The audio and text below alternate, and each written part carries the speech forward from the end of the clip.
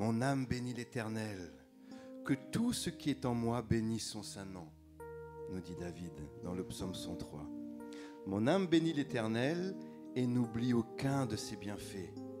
C'est lui qui pardonne toutes tes iniquités, qui guérit toutes tes maladies.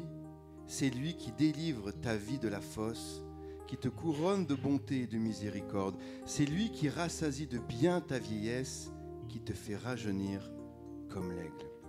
Amen. Et si nous savons que l'homme a tendance à vite oublier tout ce que Dieu a déjà accompli dans la vie, aujourd'hui nous voulons nous joindre aux paroles de David. Mon âme bénit l'Éternel et n'oublie aucun de ses bienfaits. Alors ce matin, souviens-toi de tout le chemin parcouru. Souviens-toi d'où le Seigneur t'a tiré. Il est toujours le même, hier, aujourd'hui et éternellement. Amen. Il ne change pas. Il pardonne, il guérit, il restaure encore aujourd'hui. Notre Seigneur est fidèle. Alléluia. Il habite en moi. Et parce qu'il habite en nous, nous sommes victorieux. Alors ce matin, que tout ce qui est en moi bénisse son saint nom. Et nous voulons chanter de tout notre cœur. Alléluia. Amen. Mon âme bénit l'Éternel.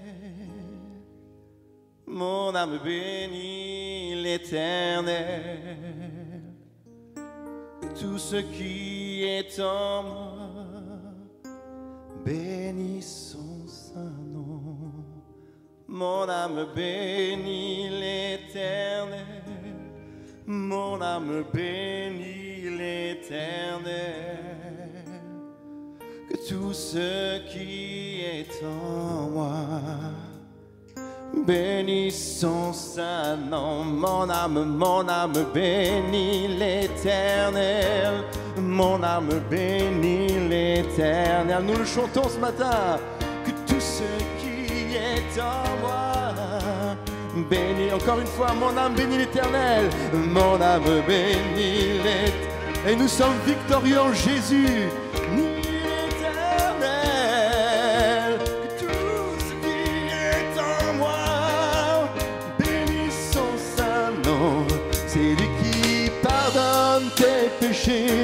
Qui guérit tout, il est le même, il n'a pas changé. Délivre ta vie et qui te rassasie. Mon âme bénit l'Éternel. Mon âme bénit l'Éternel.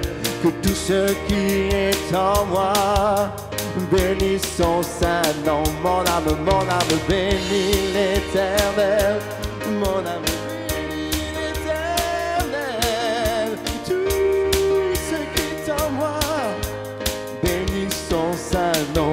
C'est lui qui pardonne tes péchés, qui guérit toutes tes maladies. Alléluia. Délivre ta vie, qui te rassasie, qui te rassasie, qui te rassasie. Mon âme bénit l'Éternel. Mon âme bénit l'Éternel. Que tout ce qui est en moi bénisse son saint nom. Mon âme bénit l'Éternel.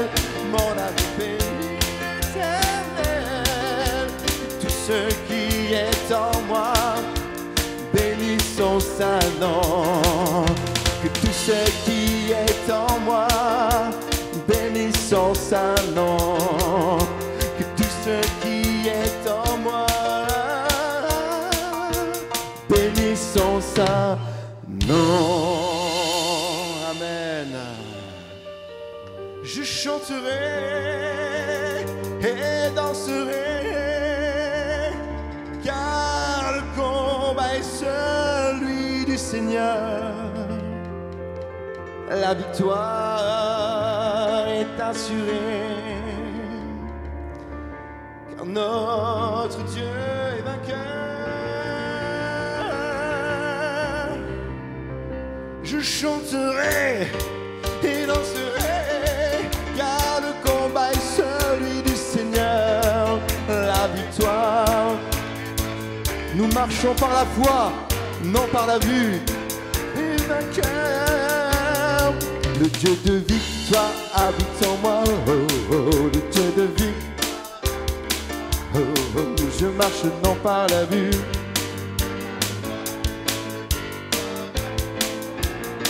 Le Dieu de victoire.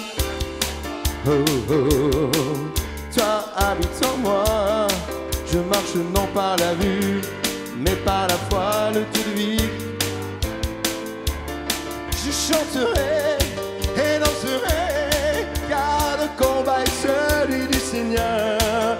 La victoire est assurée, car notre Dieu, la victoire est assurée. Je chanterai, chante peuple de Dieu, car le combat est celui, disent tout a été accompli. La victoire est assurée, car notre Dieu est vainqueur. Le Dieu de victoire habite en moi. Oh, oh, le Dieu de victoire habite en moi. Je marche non par la vue, mais par la foi. Le Dieu de victoire habite en moi. Le Dieu de victoire habite en moi. Le Dieu de victoire habite en moi. Je marche non par la vue, mais par la foi. Le Dieu de victoire habite en moi.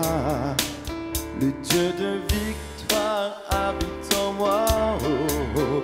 Le Dieu de victoire habite en moi. Je marche non par la vue, mais par la foi. Le Dieu de victoire habite en moi.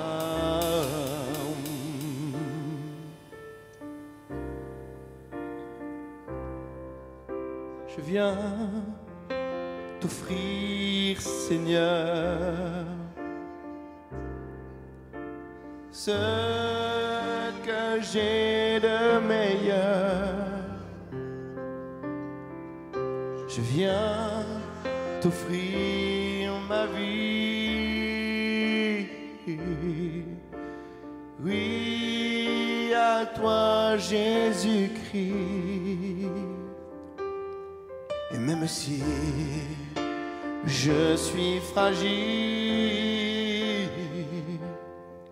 et même si c'est difficile, je chanterai gloire à l'Éternel. Je chanterai louange à son nom. Je chanterai Dieu, mon essentiel. Je chanterai en l'honneur de son nom. Je viens te dire, Seigneur, oh, oh, que tu es mon bonheur. Non, rien ne peut détruire, non, non, non, notre bel avenir. Et même si je suis fragile, même si c'est difficile, je chanterai gloire à l'Éternel. Je chanterai louange à son. Je chanterai Dieu, mon essentiel. Je chanterai en l'honneur de son nom. Toute ma vie, je redirai que tu as donné ta vie. Oh, toute ma vie, je redirai que tu as payé le prix. Toute ma vie, je redirai que je ne vis que pour lui.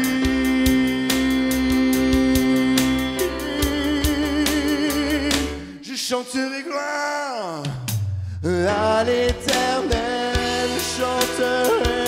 Je chanterai louange à son nom. Je chanterai Dieu, mon essentiel. Je chanterai en l'honneur de son nom. Je chanterai gloire à l'Éternel. Je chanterai louange à son nom. Je chanterai Dieu, mon essentiel.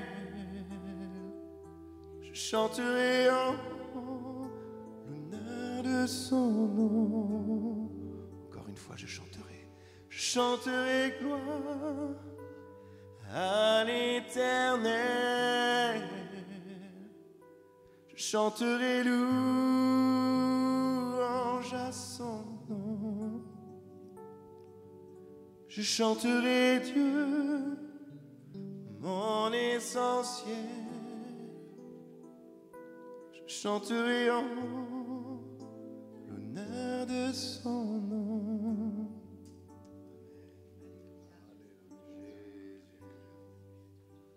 Gloire à ton nom, Seigneur. Amen. Jésus, nous voulons proclamer. Son nom est grand ce matin. Son nom est tout puissant. Son nom est au-dessus de tout. Alléluia. Toutes les générations devant lui prosternées entonnent ensemble un cantique à l'agneau. Ceux qui nous ont précédés et ceux qui nous suivront entonneront ce cantique à l'agneau. Ton nom est le plus grand, ton nom est tout puissant, ton nom est au-dessus de tout. Puissance, autorité, royaume et dignité, ton nom est au-dessus de tout. Et les anges acclament, tu es saint, l'univers proclame, tu es saint, tu es glorifié.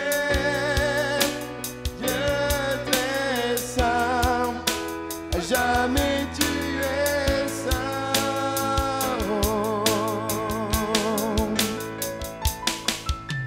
Vous qui l'a pardonné, vous qui l'a racheté, venez chanter ce cantique à l'agneau. Vous qui l'a libéré, vous qui l'a libéré, vous qui portez son nom, chanter ce cantique à l'agneau. Nos voix résonnent pour l'éternité et les anges acclament. Tu es saint, l'univers proclame. Tu es saint, tu es glorifié.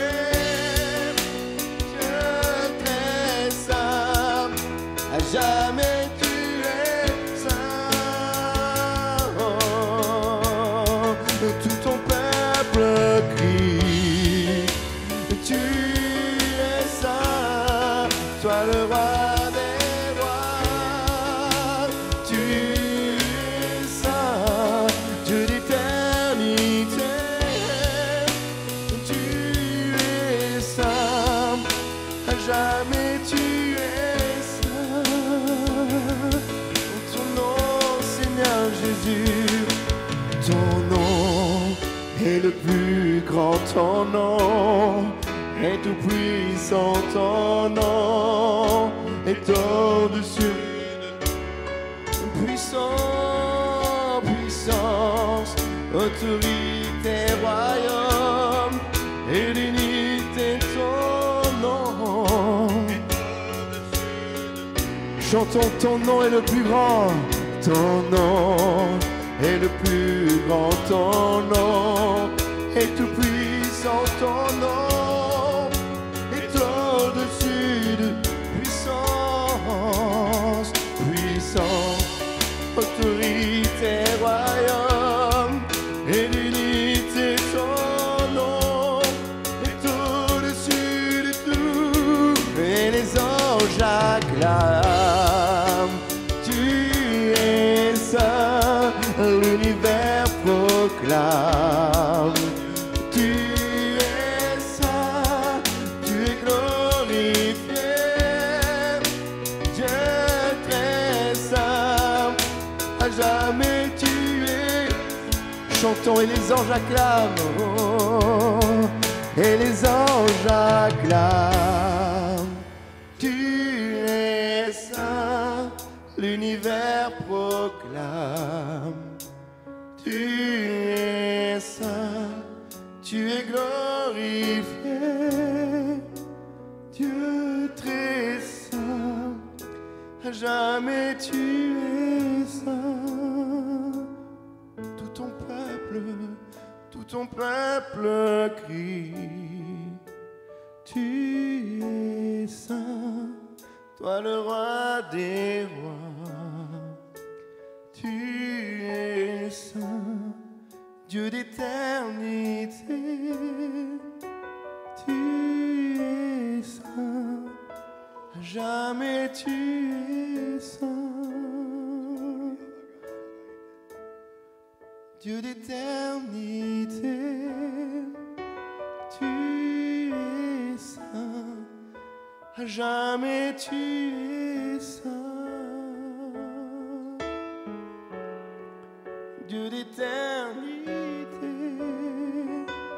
tu es saint, à jamais tu es saint. Oui, Seigneur, tu es saint. Seigneur. Je voudrais que nous lisions un texte que nous connaissons tous bien, et ce texte est, on pourrait même donner ce titre, c'est une vraie bouffée d'oxygène. Romains 5, 1. Étant donc justifiés par la foi, nous avons la paix avec Dieu par notre Seigneur Jésus-Christ, à qui nous devons d'avoir eu par la foi accès à cette grâce dans laquelle nous demeurons fermes, et nous nous glorifions dans l'espérance de la gloire de Dieu. Bien plus, nous nous glorifions même des afflictions, sachant que l'affliction produit la persévérance, la victoire dans l'épreuve, et cette victoire, l'espérance. Or, l'espérance ne trompe point, parce que l'amour de Dieu est répandu dans nos cœurs par le Saint-Esprit qui nous a été donné. Amen. Amen et Amen. Je dis que ce texte est une vraie bouffée d'oxygène. Ça nous fait du bien de le lire, de le relire, mais aussi de le méditer pour essayer de le comprendre. D'abord, dans ce texte, nous trouvons le pardon que Dieu nous accorde, le pardon pour nos péchés. Nous avons été lavés, purifiés, justifiés dans le sang de Jésus-Christ. Nous sommes tous des pécheurs par nature. Nous l'étions par nature et par choix, mais Dieu, dans son amour et sa grâce, a pardonné nos péchés.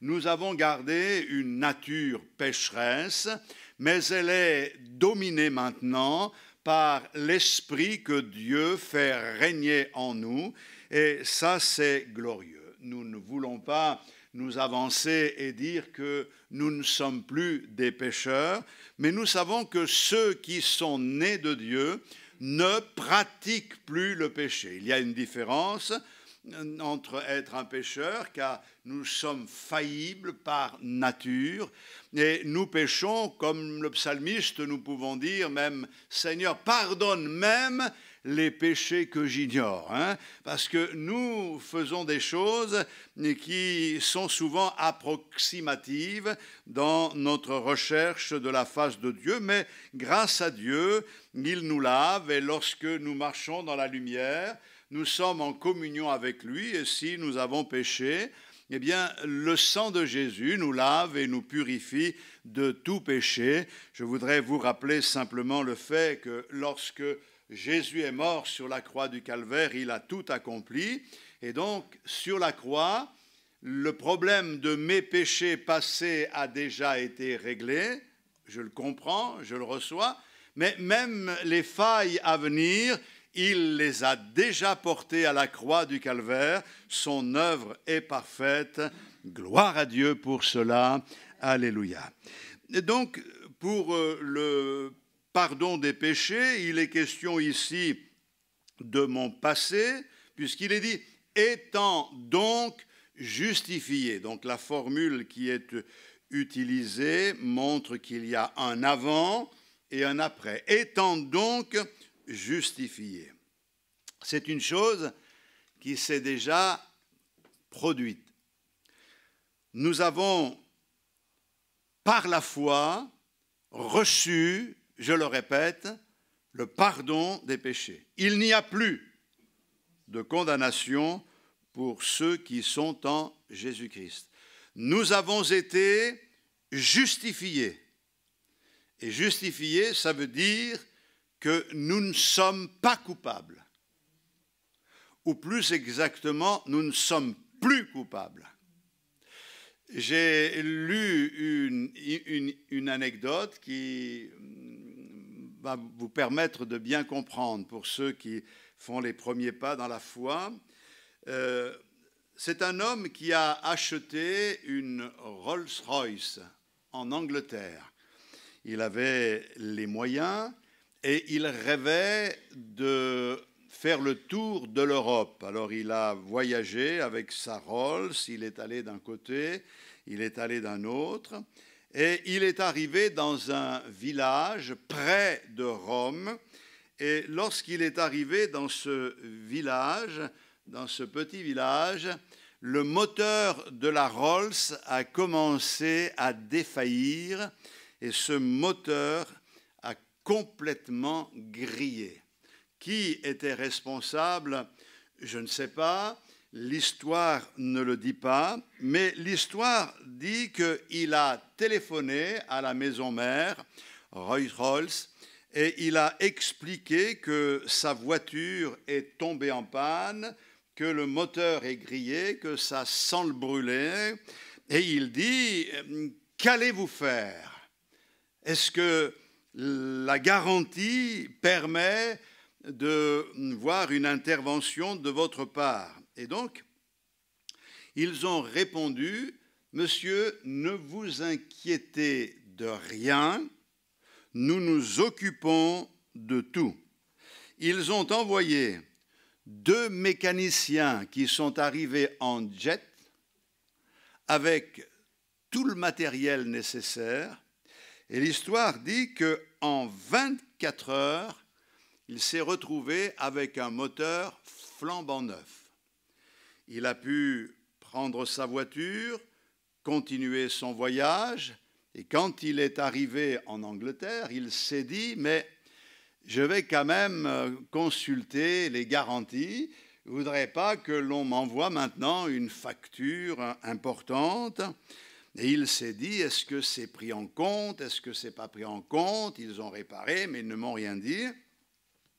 Donc, il a écrit une lettre à la maison Rolls et il a dit, je ne sais pas si la panne, enfin, il explique plus exactement qu'il a eu cette panne, que le moteur a grillé dans ce village près de Rome, Et il dit, regardez, parce que je n'ai pas vu dans la garantie si ce genre de problème est pris en compte et si je vous dois quelque chose, je préfère le savoir. Il a reçu une réponse, cher monsieur, en raison de la réputation de notre maison Rolls ou Rolls-Royce, cher monsieur, en raison du caractère des automobiles que nous construisons, nous n'avons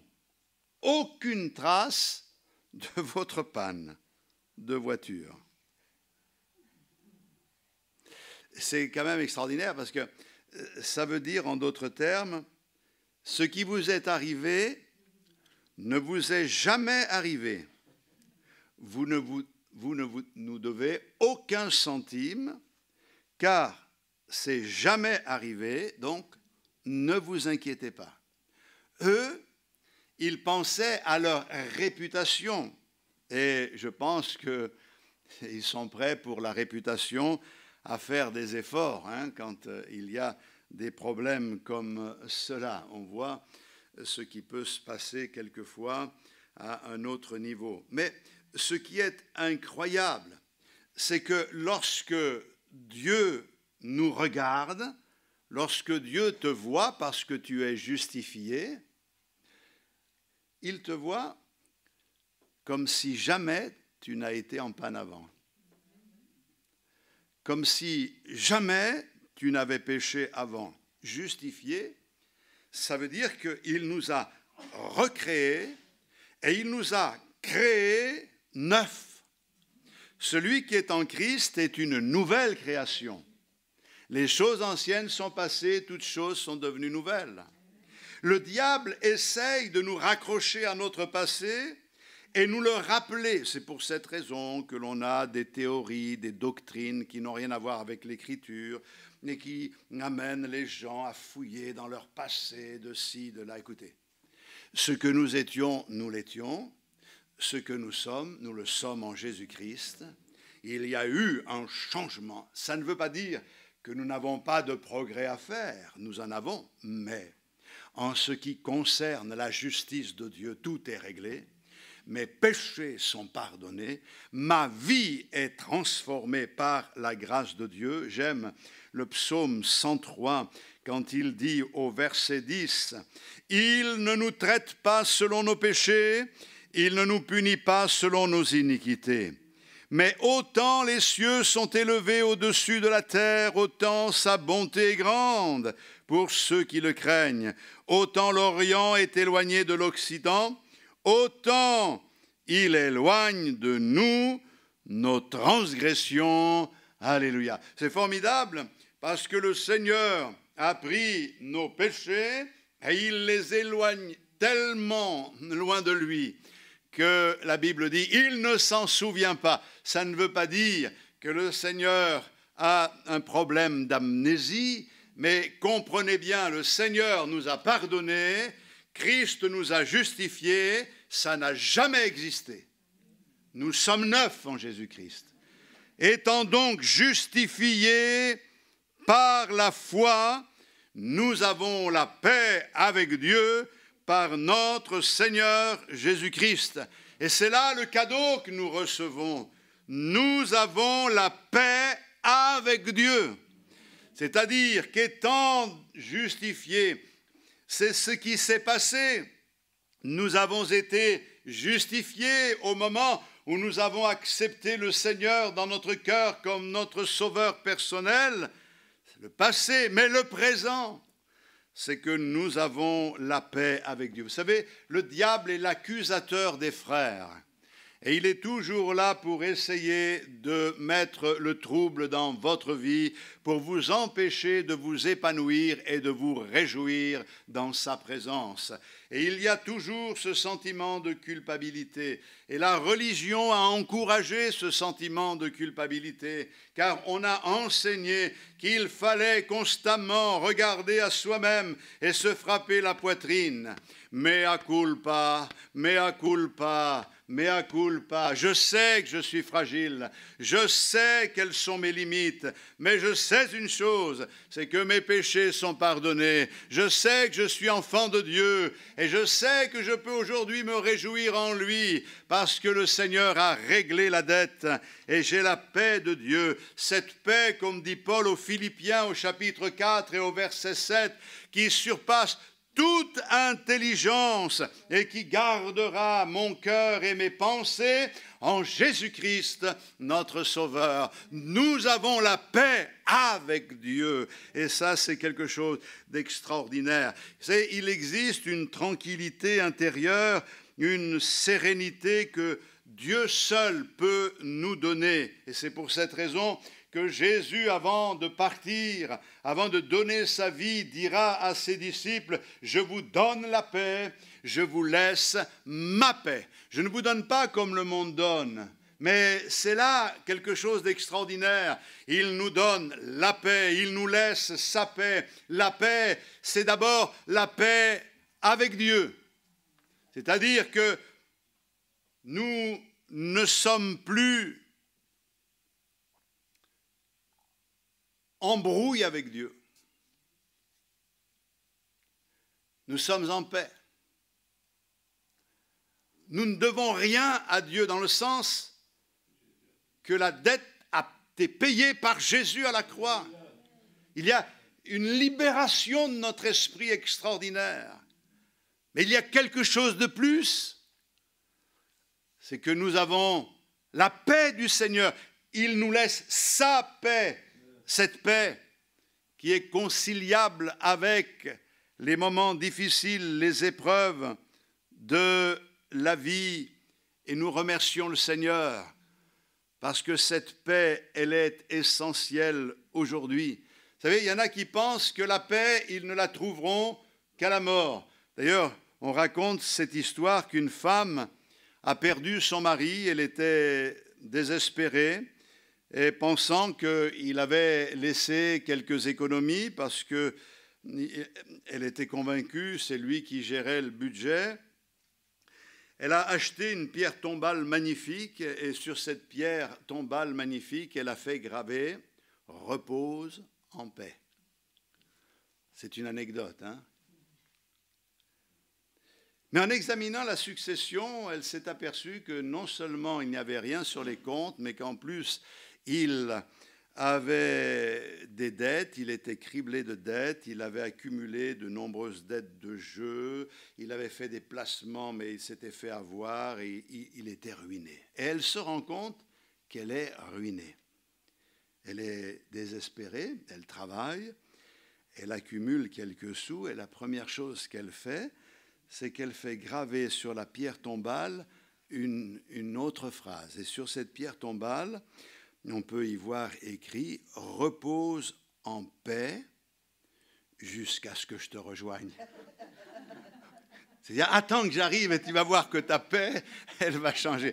Mais je dis ça, c'est humoristique, mais c'est pour que l'on comprenne que pour certains, la paix, elle arrive quand on meurt.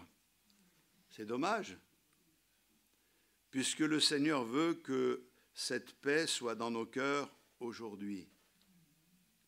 J'ai la paix avec Dieu, mes péchés sont pardonnés, ma dette a été payée, une place m'est réservée dans le ciel, mais j'ai besoin aussi de cette paix du Seigneur dans mon cœur qui me permet justement d'avancer, et cette paix est vraiment le résultat de la grâce et de l'espérance que le Seigneur m'offre. On va en dire quelques mots dans un instant. En vue de la joie qui lui était réservée, Christ a supporté la croix, méprisé l'ignominie. Je crois que nous aussi, nous avons la paix avec Dieu. C'est bon de savoir que le Seigneur ne nous considère pas comme des ennemis. Il nous considère comme ses enfants. Et à cause de cela, nous pouvons recevoir dans notre cœur une paix, celle qui surpasse toute intelligence. Jésus est mort sur la croix et Dieu a ouvert la porte du paradis pour chacun d'entre nous en nous disant « Maintenant, tu peux venir à moi » ou « Reviens à ton Père, enfant égaré, dis-lui ta misère, dis-lui ton péché », comme dit le cantique, et accepte-le dans ton cœur comme ton sauveur personnel. Vous savez, la repentance, c'est quoi? C'est faire un demi-tour. On s'éloignait de Dieu, maintenant, paf, on fait demi-tour, on s'approche de lui. Ça passe par le pardon des péchés et la grâce du Seigneur. Et puis, il y a, après le pardon des péchés, la présence de Dieu pour ma force. Au verset 2, il est dit « À qui nous devons d'avoir eu par la foi accès à cette grâce dans laquelle nous demeurons fermes et nous nous glorifions dans l'espérance de la gloire de Dieu. » Alléluia. J'ai un accès à la grâce de Dieu. J'ai un accès direct à Dieu. Où se trouve la grâce de Dieu? En Dieu. Et cet accès, c'est cette ouverture.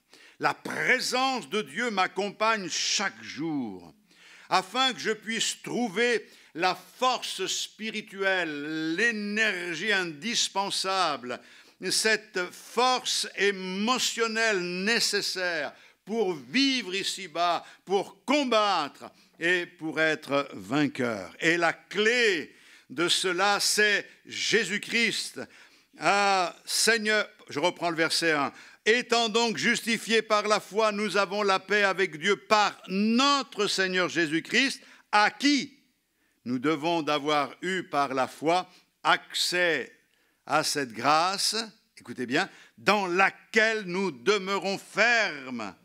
Alléluia. Et c'est extraordinaire car la clé, c'est Jésus. Il nous donne un accès direct à Dieu. Nous sommes introduits dans la présence du Roi des Rois par Jésus-Christ. Nous pouvons être ce matin dans la présence de Dieu. Je suis dans ce lieu, mais je suis dans la présence de Dieu parce que Dieu est présent, mais aussi parce que je suis présent auprès de lui. Nous sommes assis dans les lieux célestes en Jésus-Christ. Quelle grâce extraordinaire! Parce que nos péchés sont pardonnés, nous sommes admis dans la présence de Dieu. Nous avons accès à cette grâce. C'est un privilège extraordinaire. Vous savez, dans l'Ancienne Alliance, ce n'était pas comme ça. Et dans l'Ancienne Alliance, les gens n'avaient pas accès direct à Dieu. Il y a eu le tabernacle, ensuite il y a eu le temple. Mais si je prends l'exemple du temple, le temple était petit. Il était divisé en deux parties, le lieu saint, le lieu très saint, et il y avait un immense voile pour que ceux qui entraient dans le lieu saint ne voient pas ce qui se passe derrière le voile dans le lieu très saint. Et dans le lieu très saint, de la présence de Dieu, personne ne pouvait entrer, hormis le jour du grand pardon du Yom Kippour, après l'offrande du sacrifice. Le souverain sacrificateur revêtu de son vêtement somptueux entrait avec le sang de l'agneau sacrifié pour le répandre sur le propitiatoire, le couvercle de l'arche. Mais lorsqu'il y allait en tremblant. Il y avait sur son vêtement en bas des clochettes. Il y avait une clochette et un fruit, une grenade représentée, bien sûr. C'était décoratif. Une clochette, une grenade. La grenade qui représente le fruit, et nous comprenons ce que cela peut vouloir dire, et les clochettes, ça fait ding, ding, ding. C'est important ce que je dis, parce que quand il entrait ceux qui étaient dans le parvis ou à l'extérieur tendaient l'oreille. Ils entendaient gling, gling, gling, gling, ça y est, il y va. Ils savaient qu'en entrant dans la présence de Dieu, il était confronté à la sainteté de Dieu. Et si les choses n'avaient pas été faites selon les normes, et s'il y avait quelque chose chez le sacrificateur souverain, sacrificateur qui n'allait pas, il pouvait être foudroyé par la sainteté de Dieu. Donc il y allait en tremblant. Il versait le sang, et quand il ressortait, on entendait les clochettes, cling, cling, cling, cling. Et là, il y avait un soulagement, comme une libération. Et le peuple pouvait exulter, glorifier le Seigneur. Formidable, le Seigneur a accepté le sacrifice. Nous sommes pardonnés, nous sommes libres de nos péchés. C'était extraordinaire, mais vous comprenez que ça arrivait une fois par an et seulement le souverain sacrificateur s'approchait du Seigneur en tremblant. La bonne nouvelle, c'est que lorsque Jésus est mort sur la croix du Calvaire, il s'est passé quelque chose dans le temple de Jérusalem qui bouleverse nos cœurs. Le voile du temple, qui était un voile très épais d'environ 4 cm, a été déchiré depuis le haut jusqu'en bas. Le voile déchiré. C'est un message que Dieu adressait. Il n'a pas été déchiré du bas en haut, comme si des hommes s'étaient mis là, mais ils n'auraient pas pu le déchirer facilement. Mais Dieu lui-même a déchiré le voile. Christ est mort sur la croix du Calvaire et Dieu dit, le prix a été payé. Ma justice est satisfaite. Le pécheur est pardonné. Il peut entrer dans ma présence. Vous n'avez plus besoin de sacrifice pour le pardon des péchés. Vous n'avez pas besoin d'un système, pas besoin d'un temple, plus besoin d'un temple, parce que Jésus est devenu le temple de la nouvelle alliance. C'est en lui et par lui que nous avons un accès direct auprès du Père. Alléluia. Et c'est extraordinaire de voir qu'il n'y a pas besoin d'intermédiaires, de prêtres, de pasteurs, de ceci, de cela. Certains pensent qu'il faut prier les saints, s'adresser à Marie, mais tout ça sont des histoires qui ne se présentent pas dans l'Écriture. Le seul médiateur entre Dieu et les hommes, c'est Jésus-Christ. En lui et par lui, nous avons accès auprès du Père. Et ce matin, nous pouvons lui offrir notre louange, notre adoration. Alléluia, nous avons accès auprès du Père. Et le Seigneur nous dit ce matin, puisque tu as accès, approche-toi. Approche-toi, je te traiterai comme mon fils, comme ma fille. Ne laisse pas le diable te troubler, t'accuser injustement. Tes péchés sont pardonnés. Reconnais tes fautes, abandonne-les et donne-toi au Seigneur comme tout à nouveau. Nous avons fait une expérience un jour, nous nous sommes repentis, nous avons fait demi-tour. Je n'ai pas besoin de me repentir tous les jours, j'ai simplement besoin de marcher dans l'humilité chaque jour et de reconnaître mes fautes et demander pardon au Seigneur. Mais l'œuvre s'est accomplie dans ma vie le jour de ma repentance, le jour où je suis devenu enfant de Dieu. Certes, il arrive qu'il y ait des choses dans nos vies qui ne glorifient pas le Seigneur, mais comme je le dis, nous sommes enfants de Dieu. Vous savez, moi j'ai élevé 3 enfants, et tu sais, quand ils étaient petits, eh bien, quand ils étaient mignons, quand ils faisaient des choses très intéressantes et très belles, je disais à ma femme, t'as vu mes fils? Puis quand ils faisaient des bêtises, je lui disais, t'as vu tes fils? Occupe-toi de tes fils. Mais en réalité, c'était une blague. Parce que les enfants, quand ils obéissent, ce sont vos enfants, et quand ils désobéissent, ce sont aussi vos enfants. Vous savez ce qui énerve les parents souvent? Quand les enfants font des bêtises, ça les énerve parce qu'ils reconnaissent leur nature chez l'enfant. Mais en réalité, ce que je veux dire ce matin, c'est que nous sommes enfants de Dieu. Il est un Père magnifique. Nous avons accès auprès du Père. Et là, j'anticipe la gloire à venir, à savoir que nous demeurons fermes dans cette grâce et nous nous glorifions dans l'espérance de la gloire de Dieu.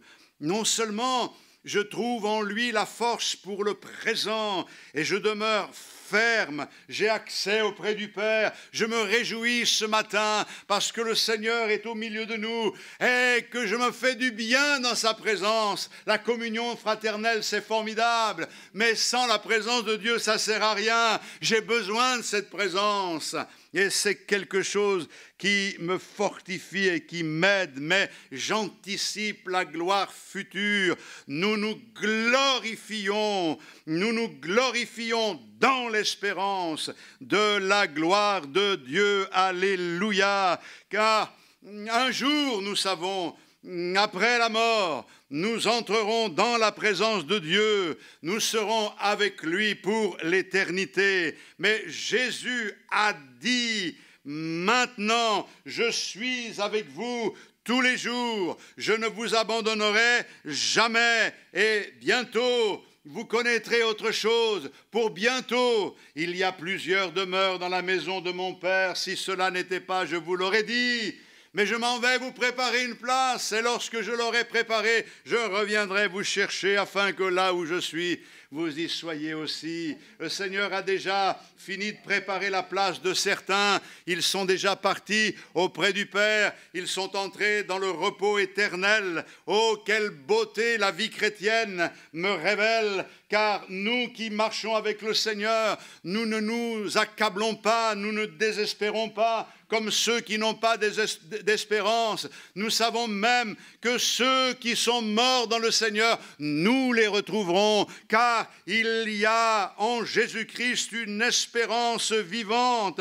Nous obtenons dès à présent la gloire et nous nous glorifions dans cette espérance de la gloire de Dieu. Ça veut dire quoi? Le mot glorifier ici est un mot fort qui parle de joie, mais qui parle également d'expression de joie, de cris de joie. Excusez-moi si je monte un peu le ton, c'est un peu ma nature, mais je veux dire par là que c'est plus que cela, c'est un peu comme la cocotte qui bouillonne, qui bout à l'intérieur, il faut que ça sorte.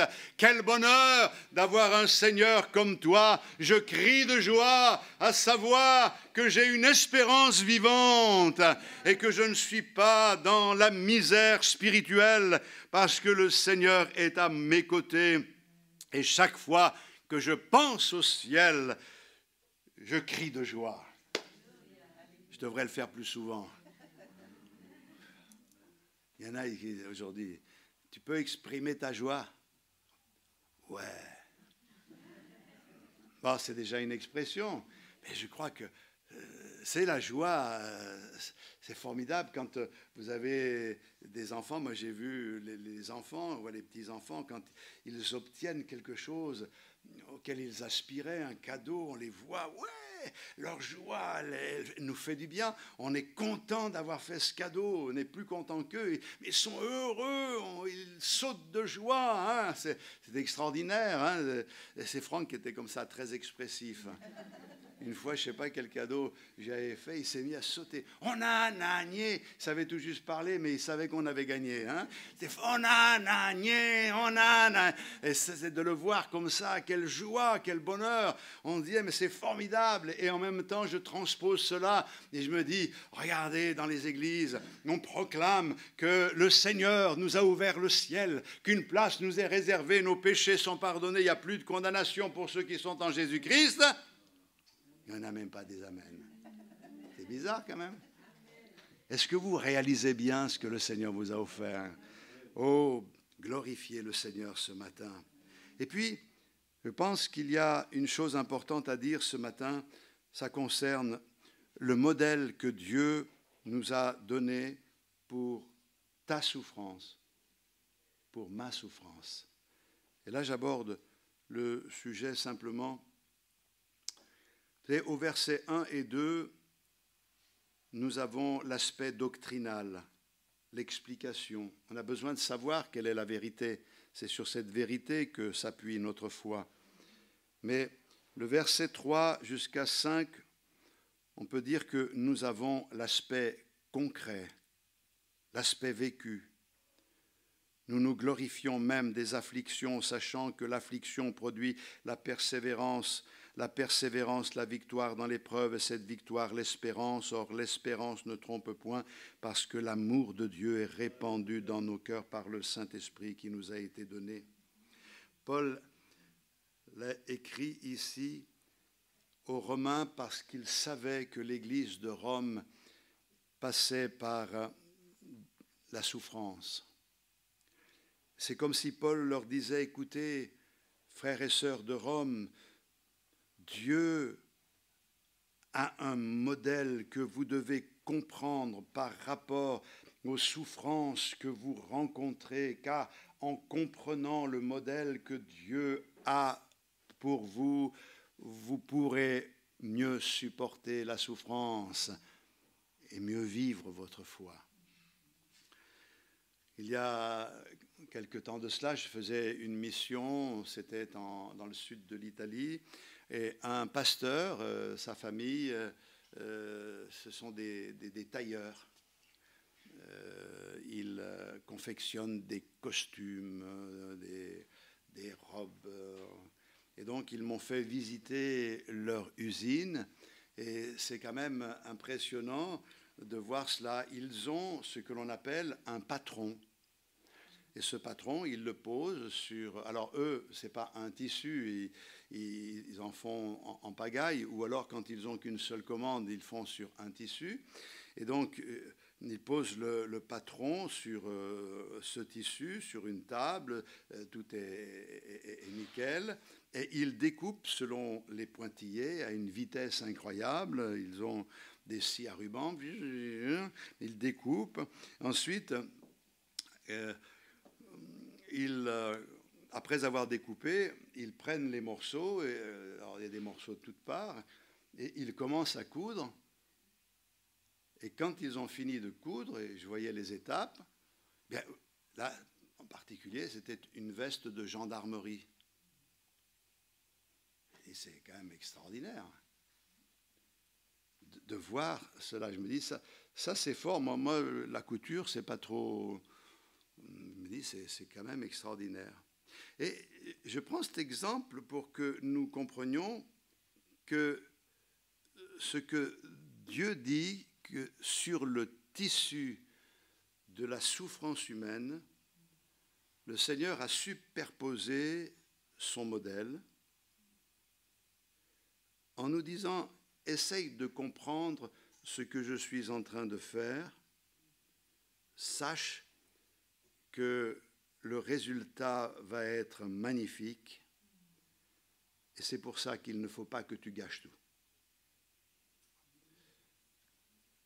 Le processus du modèle de Dieu. Christ est venu et il s'est identifié à nous et il est devenu le patron. C'est ce modèle-là que nous devons suivre. Si nous voulons ressembler à Christ et si nous voulons honorer Dieu, c'est ce modèle-là que nous devons suivre. Et nous voyons qu'il a été tenté, éprouvé, comme nous pouvons l'être en toutes choses, sans jamais succomber à la tentation. Il a remporté une victoire sur le tentateur, sur le diable, quelque chose d'extraordinaire. Et il nous a rejoints dans nos souffrances pour mieux nous comprendre, mais aussi pour nous dire, il y a pour toi une possibilité d'en sortir. Ne gâche pas tout, fais-moi confiance, le résultat sera magnifique. C'est-à-dire que ce que je suis en train de vous expliquer, c'est que parce que le Seigneur nous a donné ce modèle, nous savons à l'avance ce que nous allons devenir. Lorsque je suis entré dans cette fabrique de vêtements, j'ai vu du tissu, j'ai vu un patron, j'ai vu des bouts de ficelle par-ci, par-là, du fil par-ci, par-là, mais je ne pouvais pas imaginer ce qui allait en résulter. Mais quand j'ai vu le résultat, j'ai dit gloire à Dieu. Donc, en m'imaginant la chaîne de construction, je me suis dit, ah, ce tissu-là, qu'est-ce qu'il va devenir? Oui, cette couleur, ça va être magnifique, ça va être parfait, ça va être bien. Je pouvais me l'imaginer. Et nous aussi, en regardant à l'exemple de Jésus, nous pouvons déjà nous imaginer ce que nous serons en lui. Nous le sommes déjà par la foi, car tout a été accompli, et je le répète, mais chose extraordinaire, nous sommes dans un processus que Dieu a bien en main. Comprenez bien, le Seigneur ne fait pas n'importe quoi avec nous. Et s'il nous fait passer par des chemins douloureux et difficiles, il y a une issue glorieuse. Merci Seigneur pour ta fidélité, pour ton amour. Je crois que le processus du modèle de Dieu est en marche et il y aurait tant de choses à dire sur ce sujet, mais je voudrais simplement que vous reteniez ce processus est en marche dans ta vie.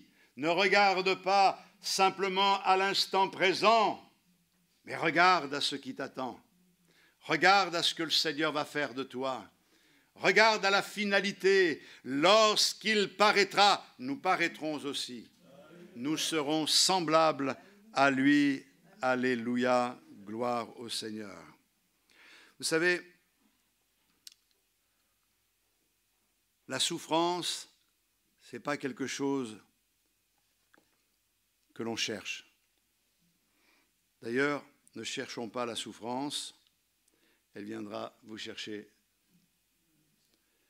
Il y a deux formes de souffrance. Il y a l'autosouffrance, c'est-à-dire celle qu'on s'inflige nous-mêmes par nos erreurs, par notre désobéissance, ça c'est un problème. Mais il y a les souffrances que Dieu permet dans notre vie. Et ces souffrances sont consignées dans ce mot qui est ici affliction. Et l'affliction, en grec, c'est thlipsis. Thlipsis. Et thlipsis, ça veut dire presser, écraser. C'est comme écraser les olives, écraser le raisin. Thlipsis.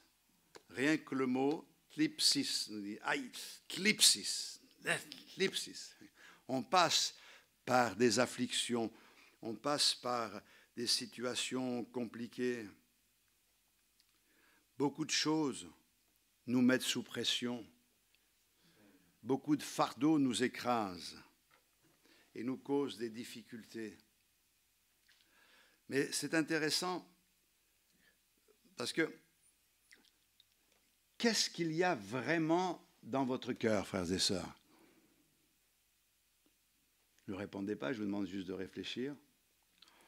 Eh bien, si vous voulez vraiment savoir ce qu'il y a dans votre cœur, vous n'avez qu'à observer ce qui se passe lorsque vous êtes sous pression, lorsque vous êtes comme écrasé.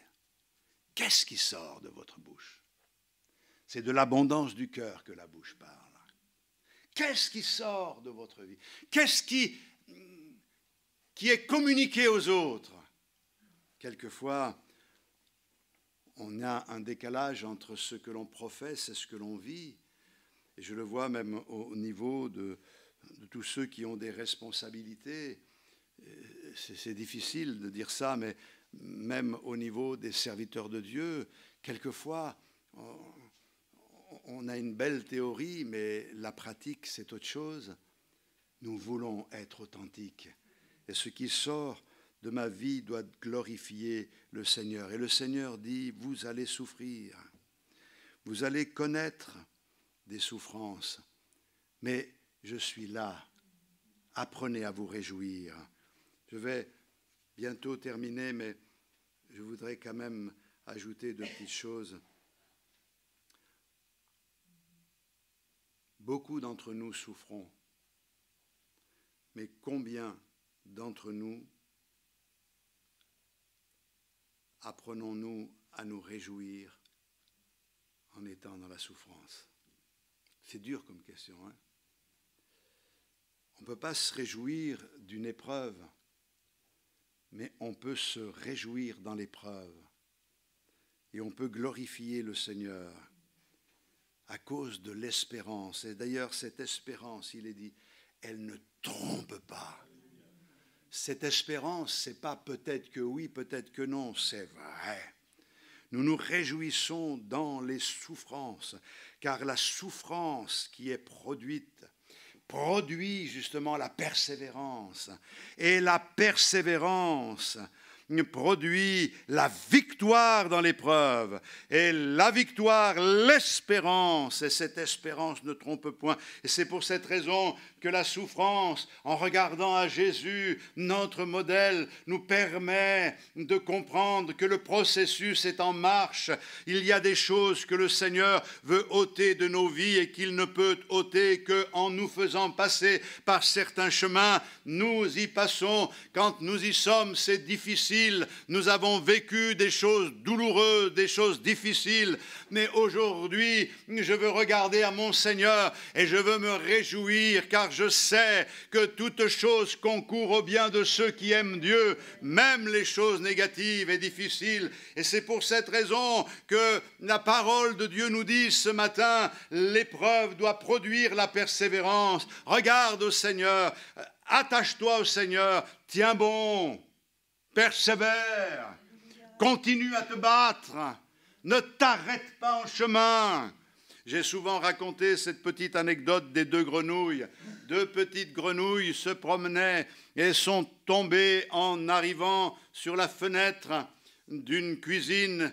Ont sauté à l'intérieur, elles sont tombées dans un pot de crème froide. Il y avait là les parois lisses et glissantes.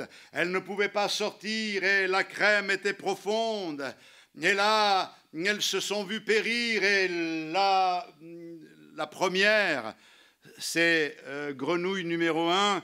Grenouille numéro 1 a dit on est perdu, on ne pourra pas s'en sortir, à quoi ça sert de se battre. Elle va exprimer vraiment son amertume. Ô monde cruel, je ne sais pas, hein, ça j'invente tout ça. Elle pleure, et elle se laisse couler, ne réagit pas, elle se laisse aller. À quoi ça sert de se battre? Glou, glou, glou. Et elle a péri dans la crème. Mais l'autre était d'une autre trempe. Elle s'est dit, c'est pas possible que ça se termine comme cela. Alors, elle a commencé à gigoter avec les pattes avant, mais surtout les pattes arrière, les pattes arrière, et d'un côté, d'un autre. Elle a gigoté, elle a essayé de nager. Elle savait une chose, c'est qu'elle pouvait s'en sortir. Elle était motivée par le désir d'en sortir. Alors elle gigotait d'un côté, d'un autre. Elle gesticulait, et de plus en plus vite.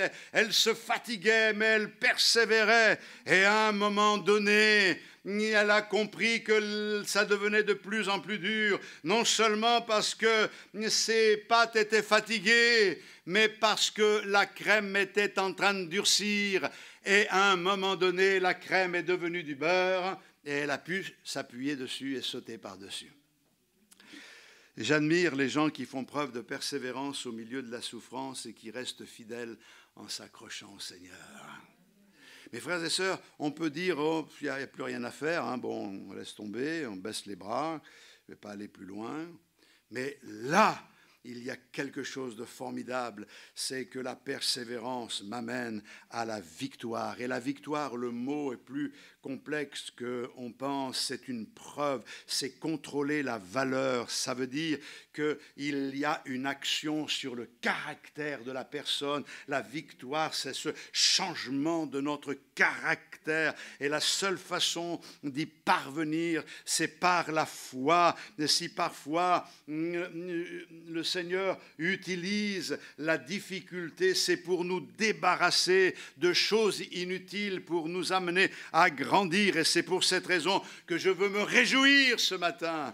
Et je veux me réjouir dans le Seigneur, parce que j'ai trouvé en lui la victoire. Il transforme mon caractère.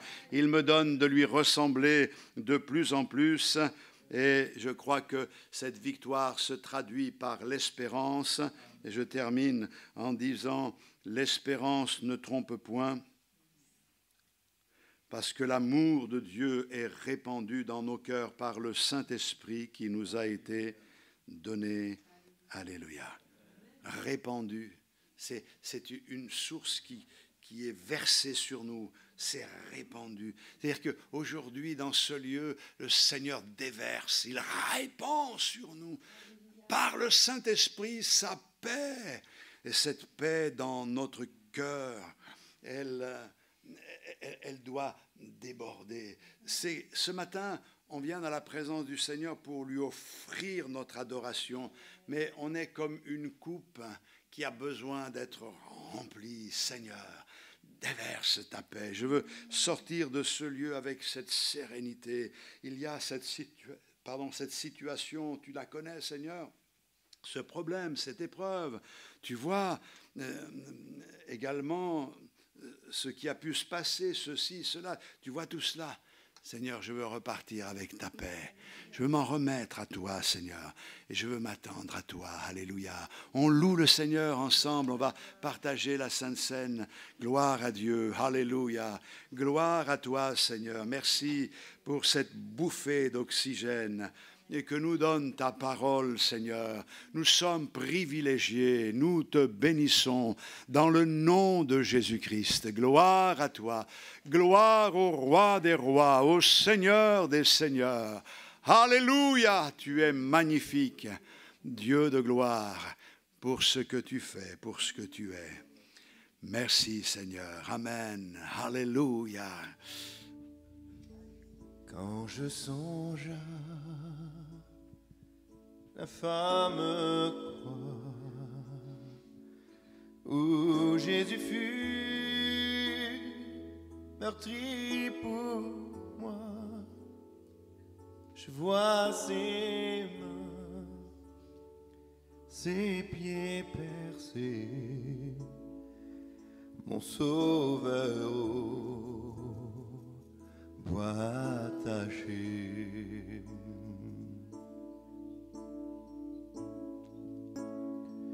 Son corps lié de larmes trempées dans le tombeau fut déposé, l'entrée scellée d'une lourde pierre, le Messie seul est délaissé.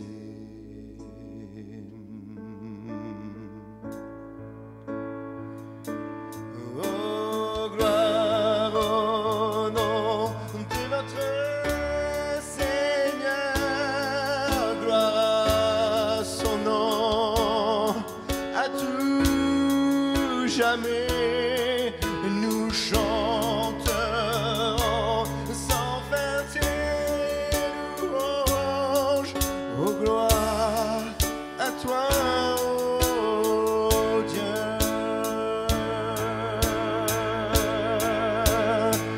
Mais au matin du troisième jour, le Fils des cieux est ressuscité. La mort n'est plus, elle est vaincue. Les anges acclament Christ notre roi.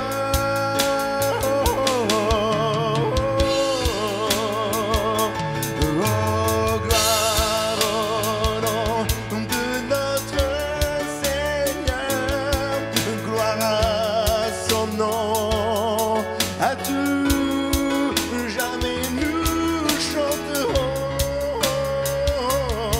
sans fin tes louanges. Oh, gloire à toi, oh Dieu.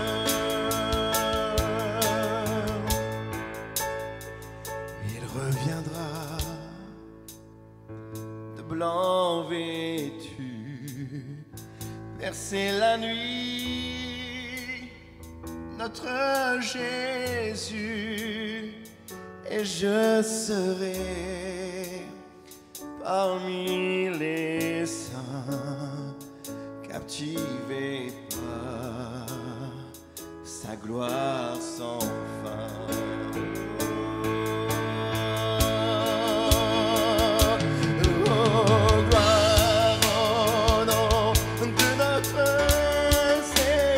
Levons-nous, chantons ensemble, gloire à son nom.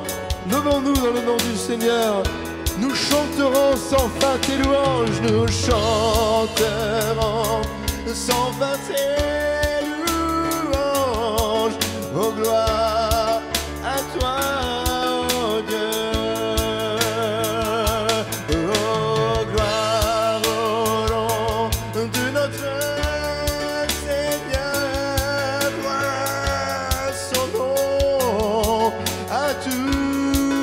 jamais nous chanterons sans fin tes louanges. Oh, gloire à toi, oh Dieu. Oh, gloire à toi, oh Dieu. Oh, gloire à toi, oh Dieu. Ensemble, élevons notre voix. Alléluia, tous ensemble d'un même cœur. Je célébrerai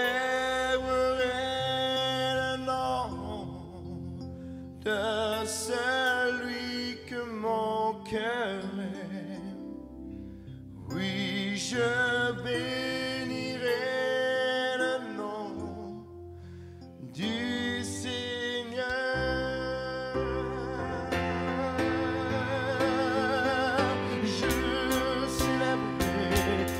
chanter, je me réjouis dans le nom du Seigneur.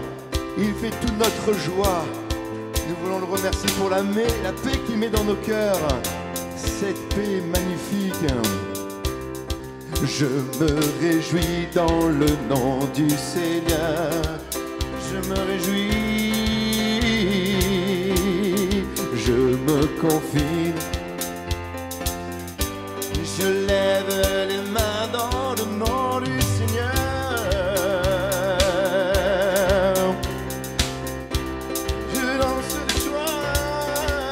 Réjouis-toi, peuple de Dieu, ce matin. Ton Dieu t'a visité. Je célébrerai le nom de celui que mon cœur aime. Oui, je bénirai le nom de mon sang. Oui, je célébrerai celui que mon cœur aime. Oui, je bénirai le nom du Seigneur.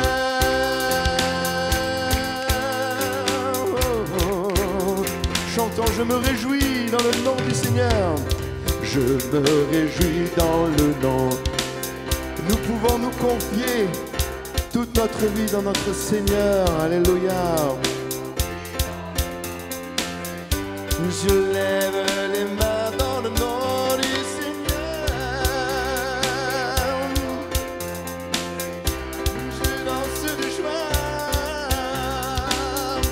Je danse de joie dans le nom du Seigneur. Mon cœur est dans la joie. Je célébrerai le nom, celui que mon cœur aime. Je bénirai le nom de mon sauveur. Je célébrerai le nom de celui que mon cœur aime. Oui, je bénirai le nom du Seigneur. Je célébrerai le nom de celui que mon cœur aime. Oui, je bénirai le nom de mon Seigneur, de mon Seigneur. Je célébrerai le nom, celui que mon cœur